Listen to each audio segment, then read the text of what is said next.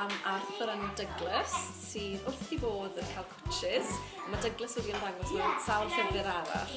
Ac yn y stori yma, mae Douglas yn mynd am dro i'r goedwig a mae fe eisiau dod o hyd i rhywun neu rhywbeth i roi cwtsh nadoligedd iddyn nhw yng nghanol yr eira. Ac yn sydyn iawn mae'n clywed lleisiau a mae ffrindiau fe gyd yn cuddio yn y goedwig ac yn dechrau taflu peli eira ato fe.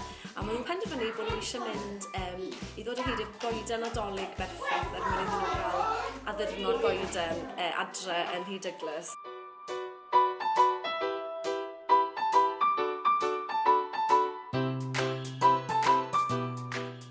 Be sy'n hyfryd am y stori yma yw bod yna destun Cymraeg a Saesneg yn baralel ar bob dudalen, felly mae'n ffordd gret i rieni di-Gymraeg neu rieni sy'n llai hyderus yn eu Cymraeg i allu mwynhau darllen stori gyda'r testun yn Saesneg fel rhyw fath o gymorth iddyn nhw os oes angen.